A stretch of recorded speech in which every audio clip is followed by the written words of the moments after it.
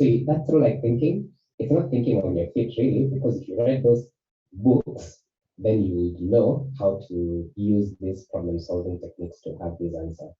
That's the sort of thing my college roommate did to prepare for consulting. So remember when it comes to like researching the company, and this is like when we receive like job applications, you can clearly tell that this application, this cover letter was written for all banks. That's what I'm thinking.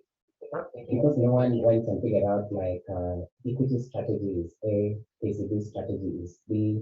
The reason why I want to work in Citibank is because I want to do corporate banking. You didn't do that. You haven't figured out that maybe the person who is hiring went to high school, maybe you went to, I mean, you are part of the same group over here. You didn't do that sort of research. So we did that at Harvard, even though Harvard, I mean, the proportion of students get employed in the Harvard is much higher than the odds that you will be facing when you coming out of university. Yeah. So yeah, so that's what we look like at the fourth year. If you didn't get an offer at the end of the third year, but how would you get an offer for an internship in your junior year? Junior year is that's the junior third and fourth year.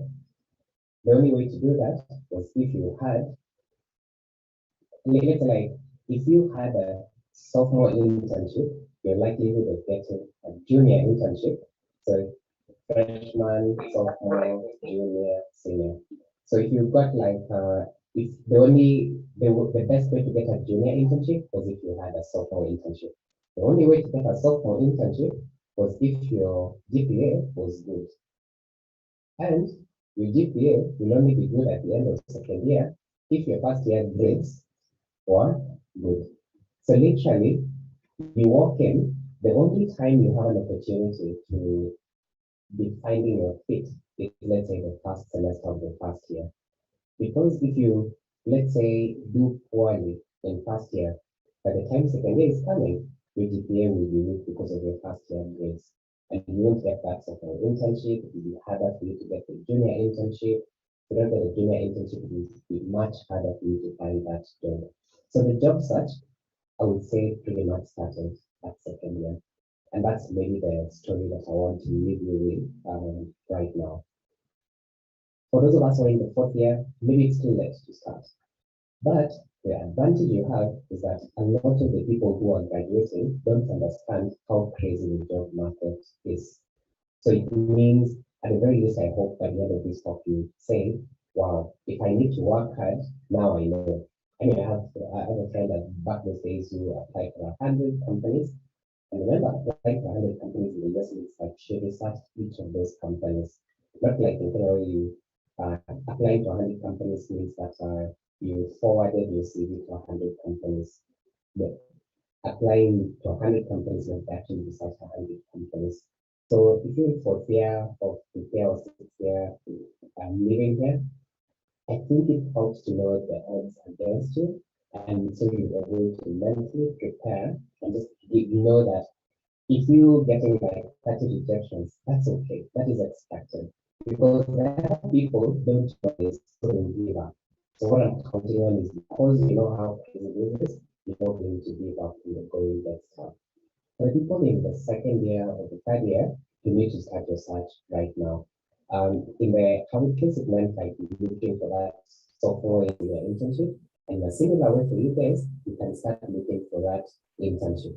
What it's going to be like cutting kahawa in the office, what that's going to be like offering to do some economic analysis for the company run by the friends to your sisters, cousin, or leverage everything that you need, whether it's like friends of friends, because if you don't start doing now, the odds that are going to be stacked against you 4 years later will be so much harder. I close to like a story about like one of my friends, and the I have been looking for a job for a long time, and so this time I meet with this friend of mine. I know he's going to be recruiting in like 2 months. I told his son, I know Tanizungusha, but I have a friend. I need a job for this friend. It's like, okay, yeah, just make sure they do a good application and they send it to me. So a month later, he reaches out to me and said, like, "Hey, bro, please remind me the name of your friend, because I think they were recruiting for these 3 or 4 positions, and they got 900 applications. So he wanted to know the name so that at least I make sure they're not whittled down, whittled out of the process for the very fast, so that at least they get a chance to interview, at least what it say in person." So if you talk to anybody who's employed, they'll tell you when it comes to putting down from 900 CVs to 50 CVs, so you can't interview 900 people. Sometimes it's surprisingly easy to do that. You know what I will do?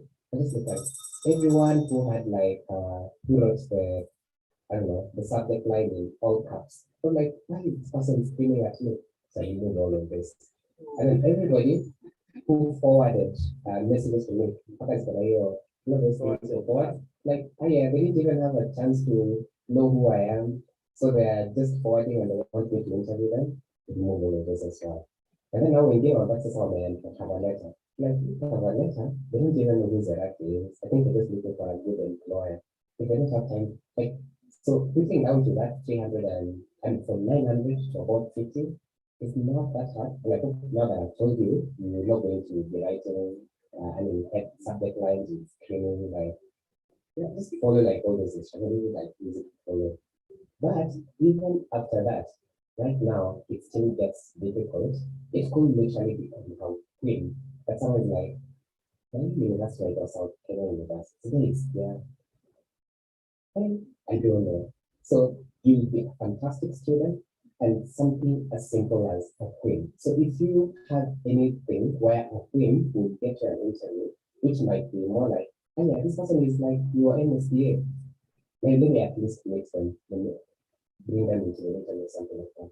It's so 50-50 that if you don't put in all that effort to network, to talk, to reach out, to have that relationship, to talk to that person, pretty much everything that you've had, I just wanted to confirm to you that it's true. And I wanted to confirm to you by talking about my experience and also by just like giving you the access to the data so that you do the analysis by yourself. To go back to our bad joke, yes, that's literally the situation we're in right now. You need to just learn how to run faster than everybody else who is looking for the jobs that you're going to look for. And if you start early enough, the odds are going to be better. Thank you so much. I don't know if there's time for like a question or two, maybe. I know specific finish at 5:30. It's 5:32. So maybe 1 or 2 questions.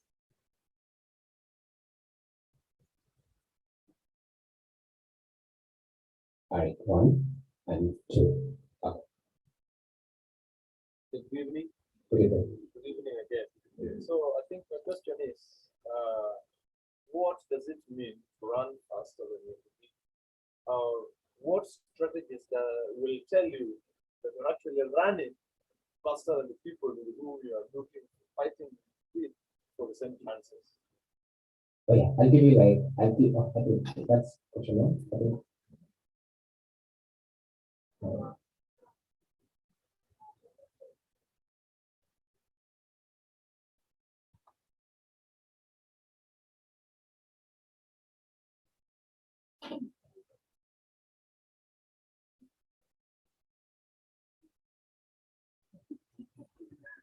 Oh yeah, I think I'll start by answering that. What about working abroad? I think the quick answer is there's always like a selection bias. Like if you're good enough to get a job abroad, you're generally good enough to get a job in your own way. So the people in Kenya who are able, let's say, to get a job in the UK, US, or something like that, and let's say you get the diversity visa, you generally need to be so much better than the people who are staying in Kenya.